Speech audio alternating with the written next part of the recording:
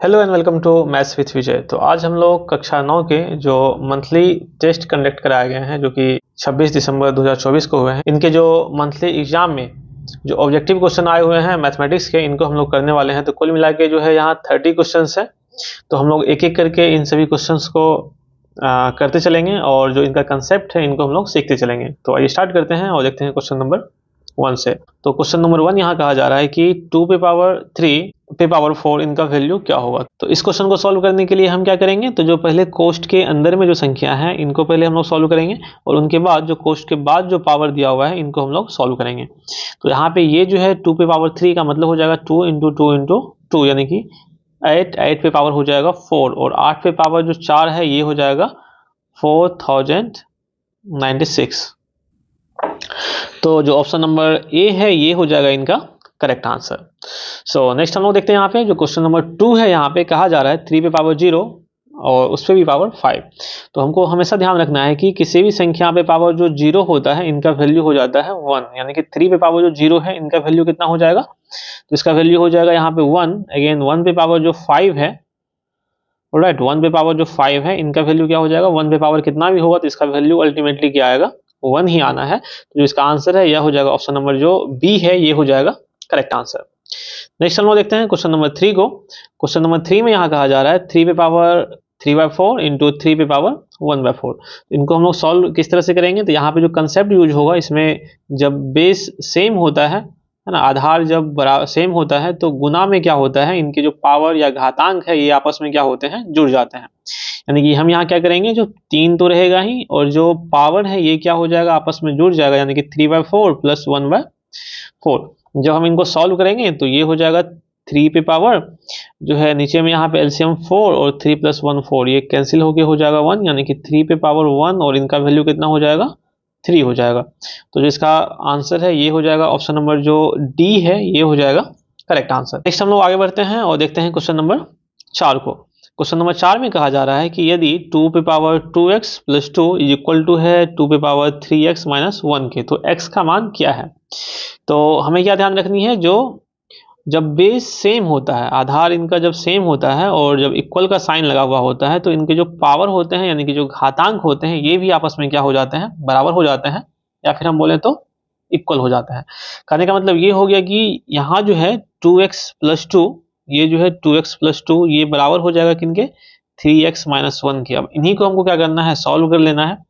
जब इन्हें हम लोग सॉल्व करेंगे तो ये 2 को हम लोग दाएं तरफ लेके जाते हैं तो 3x माइनस 2x यानी कि केवल x बचेगा, 2 प्लस 1 इक्वल टू हो जाएगा 3, यानी कि x का जो वैल्यू है ये हो जाएगा प्लस में 3 और ये जो है आंसर जो है ये हो जाएगा ऑप्शन नंबर जो सी है ये हो जाएगा करेक्ट आंसर।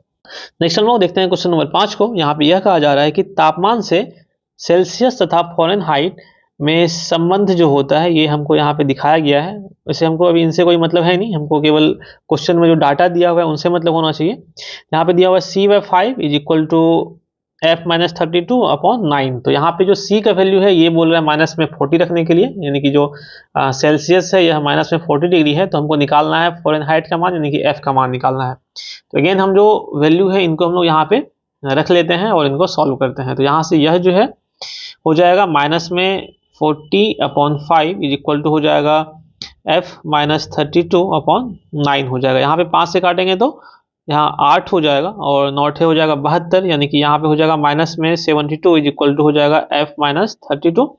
f का वैल्यू निकालेंगे तो 32 जो है दाएं तरफ आकर के प्लस में हो जाएगा, यानी कि यहाँ से जो f का वैल्यू है ये हो जाएगा माइनस 72 और प्लस में 32। और जब हम इनको सॉल्व करेंगे तो यह हो जाएगा 60 40 तो 2 हाथ यानी कि माइनस में हो जाएगा 40। तो ये जो है माइनस में 40 डिग्री सेल्सियस या फिर माइनस में 40 डिग्री फ़ारेनहाइट ये हो जाएगा इनका करेक्ट आंसर। तो ऑप्शन इसका हो जाएगा ऑप्शन नंबर सी हो जाएगा करेक्ट आंसर। नेक्स्ट हम लोग आगे बढ़ते हैं और देखते हैं क्वेश्चन नंबर 6 को। यहाँ पे क्वेश्चन नंबर 6 में कहा जा रहा है, अगेन यहाँ पे एक रिलेशन दिया हुआ है फ़ारेनहाइट एंड डिग्री सेल्सियस में, f is equal to 9/5 c plus 32। तो यहाँ पे हमको तापमान बोल रहा है जो अगर 95 डिग्री f है यानी कि जो फ़ारेनहाइट है इनका वैल्यू दिया हुआ है 95, तो हमको निकालना है इनका सेल्सियस में क्या मान होगा। तो अगेन हम इन पे क्या करते हैं, जहाँ पे f दिया हुआ है इनका वैल्यू जो है 95 रख करके इनको हम लोग सॉल्व कर लेते हैं। यहाँ से हो जाएगा 95 इक्वल टू हो जाएगा 9/5 इंटू सी और प्लस में हो जाएगा 32। तो हम क्या करते हैं 32 को अगेन जो है दाएं तरफ भेज देते, बाएं तरफ भेज देते हैं। यहाँ से हो जाएगा 9/5 सी इज इक्वल टू हो जाएगा 95 माइनस 32। अगेन जब इनको हम लोग सॉल्व करेंगे तो 5 से 2 जाएगा तो हो जाएगा 3, 9 से 3 जाएगा हो जाएगा 6, तो यानी कि 9 से कट जाएगा, 9 से 63। यहाँ पे सी का वैल्यू कितना हो जाएगा, तो जो सी का वैल्यू है यहाँ पे ये इक्वल टू हो जाएगा 7 गुना 5 यानी कि हो जाएगा 35 डिग्री सेल्सियस। यानी कि यहाँ पे जो है इनका जो आंसर है यह हो जाएगा ऑप्शन नंबर जो बी है, यह हो जाएगा करेक्ट आंसर। नेक्स्ट हम लोग आगे बढ़ते हैं और देखते हैं क्वेश्चन नंबर 7 को। क्वेश्चन नंबर 7 में कहा जा रहा है कि किस चतुर्थांश में भुज ऋणात्मक तथा कोटि धनात्मक होता है। तो भुज हम किसे कहते हैं, तो भुज कहते हैं हम लोग एक्स अक्ष को, और जो कोटि होता है ये हम लोग कहते हैं किनको, तो ये कहते हैं हम लोग वाई अक्ष को। यानी कि हमको यहाँ पे ध्यान देना है कि जो एक्स का जो वैल्यू है, यहाँ पे जो x का जो वैल्यू आएगा ये हो जाएगा भुज, और जो y का वैल्यू है ऊपर एंड नीचे ये हो जाएगा कोटि। तो यहाँ पे हमसे ये पूछा जा रहा है कि कहाँ पे जो भुज है ये ऋणात्मक होगा, तो ऋणात्मक यानी कि x अक्ष में ऋणात्मक, एक तो यहाँ बाईं तरफ हो रहा है और एक यहाँ पे नीचे में दाईं तरफ, इन दोनों में हो रहा है, यानी कि 2, 3 और 4 तीनों में x ऋणात्मक हो रहा है। लेकिन बोल रहा है जो कोटि धनात्मक होता है, यानी कि y का जो वैल्यू है यह पॉजिटिव होना चाहिए, तो यह केवल कहाँ होता है, ऊपर की तरफ होता है, इधर नहीं। तो जो है x ऋणात्मक में और y धनात्मक में, ये कहाँ हो रहा है, तो यह क्वाड्रेंट सेकेंड जो है, यानी कि चतुर्थांश जो हो गया यह क्या हो जाएगा, सेकेंड हो जाएगा। यानी कि इसका जो आंसर है यह हो जाएगा ऑप्शन नंबर जो बी है, ये हो जाएगा करेक्ट आंसर। नेक्स्ट हम लोग आगे बढ़ते हैं और देखते हैं क्वेश्चन नंबर 8 को। यहाँ पे यह कहा जा रहा है कि यदि ए बी और सी डी वृत्त की दो समान जीवाएं हैं तथा ओ वृत्त का केंद्र है, तो यहाँ पे कौन सा जो रिलेशन दिया हुआ है, यहाँ पे जो हमको देख रहे हैं 4 रिलेशन है, इनमें से कौन सा जो है यह सत्य होगा, ट्रू होगा। इनसे पहले वाला ही जो वीडियो है हमारा वृत्त वाला, उनमें यह सारा चीज जो है डिटेल में बताया गया है। हाँ, तो अगर हम लोग यहाँ पे देखें जो दो जीवाएं ए बी और सी डी, ए बी और जो सी डी है ये आपस में जब बराबर होते हैं और ओ केंद्र होता है, तो इन पे जो बनने वाला एंगल होता है, कोण होता है, ये आपस में क्या हो जाते हैं, समान हो जाते हैं, बराबर हो जाते हैं। यह जो है एक प्रकार से एक थ्योरम भी है जो कि हम लोगों ने इससे पहले वाले जो वीडियो में है यह पढ़ चुका है। तो इसका आंसर जो है यह हो जाएगा ऑप्शन नंबर जो बी है, जो कि यहाँ पे बताया जा रहा है कि दोनों एंगल जो होंगे केंद्र पे बनने वाले वो आपस में क्या होंगे, समान हो जाएंगे। यह हो जाएगा इसका करेक्ट आंसर। नेक्स्ट हम लोग आगे बढ़ते हैं और देखते हैं क्वेश्चन नंबर 9 को। यहाँ पे यह कहा जा रहा है कि वृत्त की सबसे लंबी जीवा कहलाती है। तो जो वृत्त की सबसे लंबी जीवा है इन्हें हम क्या कहते हैं, इसे हम लोग व्यास कहते हैं, डायमीटर कहते हैं। व्यास जो होता है वह ऐसा जीवा होता है जो कि वृत्त के केंद्र से होकर गुजरता है और वह सबसे लंबी जीवा भी होती है। नेक्स्ट हम लोग यहाँ पे देखते हैं क्वेश्चन नंबर 10 को। यहाँ पे कहा जा रहा है कि वृत्त के केंद्र से जीवा पर डाला गया लंब इसे किस अनुपात में विभक्त करता है। यानी कि कहने का मतलब यह हो गया कि अगर हम देखें एक वृत्त में, तो जो वृत्त की जीवा है, जैसे यह ए बी जीवा है और केंद्र ओ हो गया, यहाँ से जब हम इनको लंब डालते हैं जीवा पे, तो यह क्या करता है, जीवा को 2 बराबर भागों में विभक्त कर देता है, बांट देता है। तो यहाँ पे इसका आंसर जो है यह क्या हो जाएगा, इनको बराबर भागों में विभक्त करेगा, और बराबर का मतलब हो गया कि जो रेशियो है वह दोनों तरफ क्या हो जाएगा, वह समान होगा, इक्वल होगा। तो इसका आंसर जो है यह हो जाएगा ऑप्शन नंबर जो डी है, यह हो जाएगा करेक्ट आंसर। क्वेश्चन नंबर 11 कहा जा रहा है कि यदि किसी वृत्त में जीवा तथा केंद्र से जीवा पर डाला गया लंब की लंबाई क्रमशः 8 सेंटीमीटर और 3 सेंटीमीटर हो, तो त्रिज्या की लंबाई क्या होगी। कहने का मतलब ये हो गया कि क्वेश्चन में कहा जा रहा है कि जीवा की जो लंबाई है यह 8 सेंटीमीटर है ना, और जो लंब की लंबाई है यह 3 सेंटीमीटर, यानी कि यह जो है ए बी 8 सेंटीमीटर का और लंब हो जाएगा 3 सेंटीमीटर का। लोगों को पता है जब हम लोग केंद्र से इस पे लंब डालते हैं तो यह बराबर भागों में विभक्त हो जाती है। इसका मतलब हो गया जो दोनों साइड कितना हो जाएगा, 4 का हो जाएगा, यानी कि यह हो जाएगा 4 सेंटीमीटर, यह भी हो जाएगा 4 सेंटीमीटर, और यह 3 सेंटीमीटर हमको ऑलरेडी पहले से ही दिया हुआ है।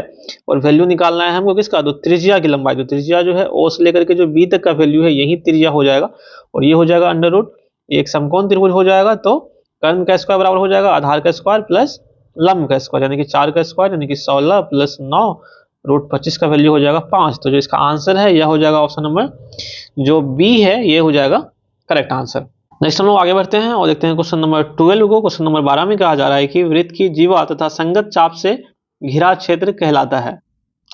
तो हम यहाँ पे देखें तो जो वृत्त की जीवा है और जो संगत चाप है, इनसे जो घिरा क्षेत्र है वो क्या कहलाता है, तो यह वृत्तखंड कहलाता है। तो वृत्तखंड जो है दोनों प्रकार का हो सकता है, लघु वृत्तखंड भी हो सकता है और दीर्घ वृत्तखंड भी हो सकता है। यानी कि यहाँ पे जो इसका आंसर ये क्या हो जाएगा, वृत्तखंड हो जाएगा। तो इसका आंसर है यह हो जाएगा ऑप्शन नंबर जो ए है, यह हो जाएगा करेक्ट आंसर।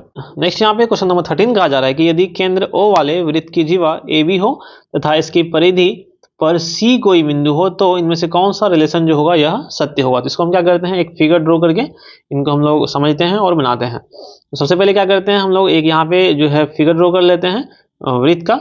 तो एक जो है यह रहा एक फिगर जो कि एक सर्कल का है, यानी कि एक वृत्त का है। इन पे हम क्या करते हैं, एक जो है जीवा ये ड्रॉ करते हैं। तो जो एक जीवा है ये हमने यहाँ पे ड्रॉ कर लिया है। इनका केंद्र जो है मान लेते हैं जो सेंटर में, जो कि केंद्र O है, केंद्र O है।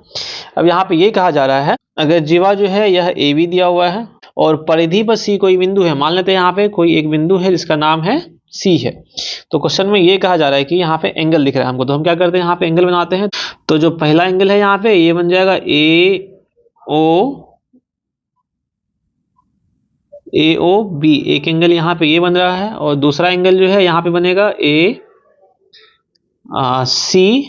और B, यानी कि ये हमारा जो है हो जाएगा दूसरा एंगल हो जाएगा। तो हमको यहाँ पे ध्यान क्या रखनी है इस चीज में, हमको इस फिगर में यह ध्यान रखना है कि जो जीवा के द्वारा जो केंद्र पे बना गया कौन होगा, और उसी जीवा के द्वारा जो परिधि पर किसी बिंदु पे बना गया कौन होगा। तो यह जो केंद्र पे बना हुआ कौन होता है यह 2 गुना होता है परिधि पे बना हुआ कोण का, यानी कि यहाँ पे बनने वाला कोण अगर x है तो यह हो जाएगा 2x। यानी कि हम बोल सकते हैं कि अगर यहाँ पे 30 डिग्री का एंगल बन रहा है तो यहाँ पे उसका 2 गुना यानी कि 60 डिग्री का जो है यह एंगल बनेगा। तो इसी तरह से हम यहाँ पे बोल सकते हैं, इस ऑप्शन में हम देखें यहाँ पे इस ऑप्शन के आधार पे क्या बोल सकते हैं, जो कोण जो AOB है यानी कि AOB ये वाला कोण ये क्या हो जाता है 2 गुना हो जाता है कोण ACB, यानी कि जो कोण ACB ये वाला कोण है इनका क्या हो जाएगा यह 2 गुना हो जाएगा। यानी कि इसका जो आंसर है यह हो जाएगा ऑप्शन नंबर जो B है ये हो जाएगा करेक्ट आंसर। क्वेश्चन नंबर 14 में कहा जा रहा है कि चक्रीय चतुर्भुज के सम्मुख कोणों का योगफल होता है। तो हम अगर चक्रीय चतुर्भुज की बात करें या किसी भी अदर चतुर्भुज की बात करें तो उनके सम्मुख कोणों का योगफल हमेशा कितना होगा, वह 180 डिग्री के ही बराबर होगा। तो इसमें भी इसका आंसर जो है यह कितना हो जाएगा, आंसर नंबर जो B है यह हो जाएगा option number B correct answer. Next यहाँ पे क्वेश्चन नंबर 15 कहा जा रहा है कि किसी वृत्त में व्यास द्वारा परिधि पर अंतरित कोण का मान होता है। तो इसे हम एक फिगर के माध्यम, तो हमने यहाँ पे जो है एक वृत्त को ड्रॉ कर लिया है और यहाँ पे जो है यह एक व्यास है, इसका हम लोग नाम ले लेते हैं A और B। यह A और B एक व्यास है, मान लेते हैं यहाँ पे केंद्र है इसका नाम O है। अब क्वेश्चन में ये कहा जा रहा है कि इस AB के द्वारा जब परिधि पर कोण अंतरित होगा, यानी कि हम इस AB से कहीं पे भी कोई कोण अंतरित करें इस परिधि पर तो इनका मान कितना होता है, तो यह मान हमेशा कितने का होता है के बराबर होता है, तो यह हमेशा 90 डिग्री के बराबर होता है। यानी कि यह जो वैल्यू है यह हमेशा कितने के बराबर आएगा 90 के। तो जो इसका आंसर है यह हो जाएगा ऑप्शन नंबर जो D है यह हो जाएगा करेक्ट आंसर।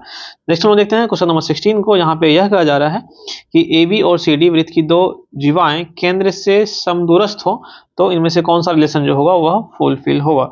यहाँ कहने का यह मतलब हो गया कि जो जीवा AB है और जो जीवा CD है यह केंद्र से क्या है समदूरस्थ है, यानी कि जितना दूरी यहाँ से यहाँ का है उतना ही दूरी यहाँ से लेकर के यहाँ तक का है।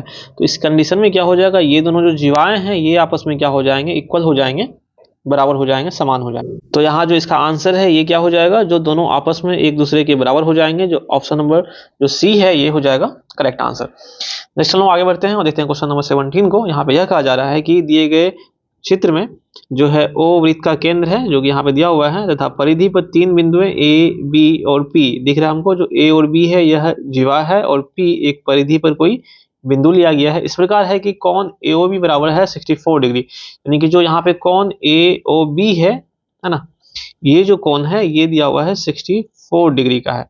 तो नेक्स्ट यहाँ पे हमसे क्वेश्चन में पूछा जा रहा है कि जो कोण APB है इनका वैल्यू क्या होगा।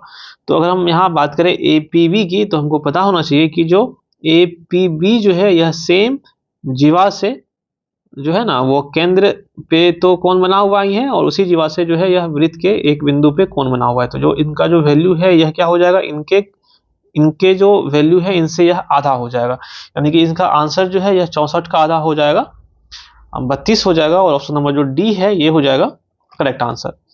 नेक्स्ट हम आगे बढ़ते हैं और देखते हैं क्वेश्चन नंबर 18 को। यहाँ पे कहा जा रहा है कि जो बेलन का आयतन होता है, तो बेलन का आयतन क्या हो जाता है, पाई r स्क्वायर h हो जाता है। तो इसका आंसर जो है यह हो जाएगा ऑप्शन नंबर B हो जाएगा। नेक्स्ट यहाँ पे क्वेश्चन नंबर 19 कहा जा रहा है कि यदि बेलन की त्रिज्या तथा ऊंचाई क्रमशः 7 सेंटीमीटर त्रिज्या दिया हुआ है और ऊंचाई दिया हुआ है 14 सेंटीमीटर, तो इसका आयतन होगा। तो जो बेलन का आयतन है यह हो जाता है v is equal to pi R square H, यानी कि यह इक्वल टू हो जाएगा 22/7 इंटू आर स्क्वायर का मतलब हो जाएगा 7 इंटू एच हो जाएगा 14। तो यह कट जाएगा, हम यहाँ से जब मल्टीप्लाई करेंगे तो 22 गुना 7 गुना 14 यह हो जाएगा 2156 हो जाएगा, यानी कि इसका आंसर जो है यह हो जाएगा ऑप्शन नंबर जो ए है यह हो जाएगा करेक्ट आंसर। नेक्स्ट हम लोग आगे बढ़ते हैं और देखते हैं क्वेश्चन नंबर 20 को। यहाँ पे कहा जा रहा है कि यदि बेलन के आधार की त्रिज्या आधी कर दी जाए जबकि ऊंचाई जो है सेम रहेगा और परिवर्तित रहेगा, तो आयतन का अनुपात जो है इनमें से कौन सा होगा। तो यहाँ पे केवल जो त्रिज्या है ये आधा किया जा रहा है। तो जैसा कि हम लोगों को पता है कि जो बेलन जो है इनका जो आयतन हो जाता है यह हो जाता है पाई आर स्क्वायर एच। तो अगेन यहाँ पे भी हो जाएगा पाई आर स्क्वायर एच। अब कहा क्या जा रहा है, नए वाला जो बेलन होगा इनमें इनका त्रिज्या सेम ही रहेगा, यानी कि यह पाई आर स्क्वायर एच ही रहेगा, और जो दूसरा वाला जो बेलन है इनमें इनकी त्रिज्या को आधा कर देंगे, यानी कि यह हो जाएगा पाई इंटू आर के बदले में हो जाएगा r/2 का होल स्क्वायर इंटू एच। यहाँ से पाई और h यहाँ से कैंसिल हो जाएगा, आर स्क्वायर भी कैंसिल हो जाएगा, यानी कि इधर 1 बचेगा, इधर 2 का स्क्वायर बच जाएगा, नीचे में 2 और बाईं तरफ आकर के हो जाएगा 4:1, यानी कि इसका आंसर जो है यह हो जाएगा ऑप्शन नंबर जो ए है यह हो जाएगा करेक्ट आंसर। नेक्स्ट हम लोग आगे बढ़ते हैं और देखते हैं क्वेश्चन नंबर जो है 21 को। यहाँ पे कहा जा रहा है कि यदि बेलन के आधार का क्षेत्रफल 45 जो है वर्ग सेंटीमीटर है, ऊंचाई दिया हुआ है 10 सेंटीमीटर, तो इसका आयतन क्या होगा। अगेन हम लोगों को पता है कि जो बेलन का आयतन होता है v इज इक्वल टू हो जाता है पाई आर स्क्वायर एच, और यहाँ अगर हम देखें तो जो पाई आर स्क्वायर है ये क्या है, एक वर्ग का क्षेत्रफल है। ये कौन सा वर्ग है, तो बेलन का जो आधार है इन्हीं का यह क्षेत्रफल है, और यह ऑलरेडी हमको 45 वर्ग सेंटीमीटर पहले से ही दिया हुआ है। तो पाई आर स्क्वायर का वैल्यू हो जाएगा 45 इंटू एच जो है हमको दिया हुआ है 10, यानी कि यह हो जाएगा 450 जो है वर्ग सेंटीमीटर क्यूब, यानी कि घन सेंटीमीटर, यानी कि इसका आंसर जो है यह हो जाएगा ऑप्शन नंबर जो बी है यह हो जाएगा करेक्ट आंसर। नेक्स्ट यहाँ पे क्वेश्चन नंबर 22 कहा जा रहा है कि समान ऊंचाई वाले दो बेलनों की त्रिज्याओं में 1:2 का अनुपात हो तो उनके आयतनों का अनुपात जो है वह क्या होगा। तो इसको निकालने के लिए अगेन क्या करते हैं हम लोग, इनका जो आयतन होता है, चूंकि हमें पता है कि जो बेलन है बेलन का जो आयतन हो जाता है यह हो जाता है पाई आर स्क्वायर एच हो जाता है। अगेन यहाँ पे भी दूसरे बेलन का आयतन पाई आर स्क्वायर एच होगा। पाई और एच जो है कांस्टेंट है, सेम है, तो यह आपस में क्या हो जाएगा, कट जाएगा, यानी कि इनका तो वैल्यू हम लोग पहले ही हटा लेंगे। यहाँ पे बच रहा है R square upon R square. तो यहाँ आर का जो वैल्यू है यह फर्स्ट वाला जो केस है इनमें 1 है और सेकेंड वाला में 2 है। तो यहाँ पे क्या हो जाएगा, तो 1 का स्क्वायर 1 और 2 का स्क्वायर 4, यानी कि यह हो जाएगा 1:4। तो जो इसका आंसर है यह हो जाएगा ऑप्शन नंबर जो ए है यह हो जाएगा करेक्ट आंसर। नेक्स्ट हम आगे बढ़ते हैं और देखते हैं क्वेश्चन नंबर 23 को। क्वेश्चन नंबर 23 जो है यहाँ पे यह कहा जा रहा है कि दो वृत्त सर्वांगसम कहलाते हैं यदि और केवल यदि उनके डैश समान हो। तो जो दो वृत्त सर्वांगसम तभी कहलाएंगे जब इनके त्रिज्या जो होते हैं ये आपस में क्या होते हैं, समान होते हैं। तो इनके त्रिज्या क्या होनी चाहिए, आपस में जो है समान होने चाहिए। नेक्स्ट हम आगे बढ़ते हैं और देखते हैं क्वेश्चन नंबर जो है 24 को। यहाँ पे कहा जा रहा है कि 3 असंरेख बिंदुओं से कितनी वृत्त गुजर सकती है। तो यह हमको हमेशा ध्यान रखनी है कि 3 असंरेख बिंदुओं से केवल और केवल जो है एक वृत्त जो है यहाँ से गुजर सकती है। नेक्स्ट यहाँ पे क्वेश्चन नंबर 25 कहा जा रहा है कि दिए गए चित्र में जो है कौन ACB, यानी कि अगर हम देखें यहाँ पे कौन ACB इस कौन के बारे में देखें, और कौन BDA यानी कि कौन BDA इस कौन की देखें हम लोग यहाँ पे, तो इनमें क्या संबंध है। तो ये दोनों कौन जो है ये आपस में क्या हो जाएंगे, इक्वल हो जाएंगे, बराबर हो जाएंगे, क्योंकि यह एक ही जीवा के द्वारा जो है ना परिधि पर बनाए गए, परिधि पर अलग अलग बिंदुओं पर बनाए गए कौन है। तो यह दोनों कौन आपस में क्या हो जाएंगे, इक्वल हो जाएंगे, बराबर हो जाएंगे, यानी कि इसका जो आंसर है ये क्या हो जाएगा, जो है कौन ACB इज इक्वल टू कौन BDA। नेक्स्ट यहाँ पे जो क्वेश्चन नंबर 26 है इसमें यह कहा जा रहा है कि दो वृत्त की त्रिज्याओं का अनुपात 3:2 है तो उनके क्षेत्रफलों का अनुपात क्या होगा। तो हमको पता है कि जो वृत्त की जो क्षेत्रफल होती है यह हो जाता है पाई आर स्क्वायर, लेकिन हम दूसरे वृत्त की बात करें तो इनमें भी हो जाएगा पाई आर स्क्वायर। जहां पे हमको दिया हुआ है कि केवल त्रिज्या का अनुपात 3 और 2 है, तो पाई और पाई तो यहाँ पे हो जाएगा कैंसिल, और त्रिज्या की बात करें तो पहले वाले में 3 का स्क्वायर यानी कि 9 हो जाएगा, और दूसरे वाले में 2 का स्क्वायर यानी कि 4 हो जाएगा। तो इसका आंसर जो है यह हो जाएगा 9:4। तो जो ऑप्शन नंबर जो ए है ये हो जाएगा इसमें इसका करेक्ट आंसर। क्वेश्चन नंबर 27 कहा जा रहा है कि 3 की करनी में 64 प्लस 4 पे पावर 3/2। तो अगर हम बात करें 3 की करनी में 64 की, देखिए 3 की करनी में अगर कहीं पे 64 है, इसका मतलब यह हो जाएगा कि 3 की करनी में जो है यह हो जाएगा 4 गुना 4 गुना 4, और इस 3 में से, जो कि यहाँ पे करनी में 3 है, तो इन 3 में से एक बाहर आ जाएगा, यानी कि यहाँ पे हो जाएगा केवल 4। तो जो 3 की करनी में 64 है, इसका वैल्यू कितना हो जाएगा, 4 हो जाएगा। तो यहाँ से अगर हम सॉल्व करेंगे तो इनका वैल्यू हो जाएगा 4, और प्लस 4 पे पावर 3/2, इसका वैल्यू हो जाएगा, 4 को लिख सकते हैं हम लोग 2 पे पावर 2, और इन पे पावर हो जाएगा 3/2। तो यह 2 और 2 कैंसिल हो जाएगा, यानी कि 2 पे पावर 3 का वैल्यू हो जाएगा 8, यानी कि 4 प्लस 8 बराबर हो जाएगा 12, और इसका आंसर जो है ऑप्शन नंबर सी हो जाएगा करेक्ट आंसर। नेक्स्ट यहाँ पे क्वेश्चन नंबर 28 में कहा जा रहा है कि 27 पे पावर 2/3 माइनस 4 पे पावर 3/2। तो 27 पे पावर 2/3 जो है, इनको हम लोग कैसे लिख सकते हैं, 27 को लिख सकते हैं हम लोग 3 गुना 3 गुना 3, यानी कि 3 पे पावर 3, यानी कि 27 पे पावर 2/3 जो है, इनको लिखेंगे हम लोग 3 पे पावर 3 हो जाएगा 27, और इस पे पावर है 2/3, और माइनस में है 4 को लेकर लिख सकते हैं हम लोग 2 पे पावर 2, और इस पे पावर है 3/2। तो ये दो कैंसिल, और ये 3 और ये 3 कैंसिल हो जाएगा यहाँ पे। तो अगर यहाँ देखें तो 3 पे पावर 2 का मतलब हो जाएगा 3 या 9, माइनस ये हो जाएगा 2 दूनी 4 दूनी 8, यानी कि 9 माइनस 8 यह कितने के बराबर हो जाएगा, 1 के बराबर।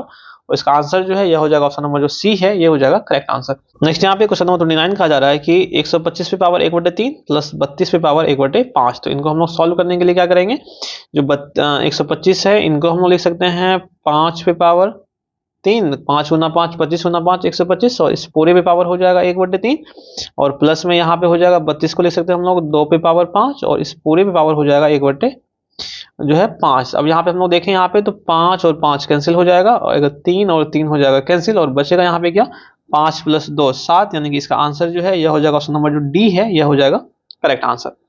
नेक्स्ट लोग देखें यहाँ पे जो क्वेश्चन नंबर 30 है, यानी कि 30 है, इनमें दिया हुआ 243 पे पावर 0.2। तो 0.2 जो है इनको हम लोग 0.2 जो है इनको हम लोग लिख सकते हैं 2/10, यानी कि यह हो जाएगा 243, इस पे पावर हो जाएगा 2 दशमलव हटाएंगे 10 हो जाएगा, कट करने के बाद यह कितने हो जाएगा, कितने के बराबर हो जाएगा, तो यह हो जाएगा 1/5, यानी कि 243 पे पावर हो जाएगा 1/5।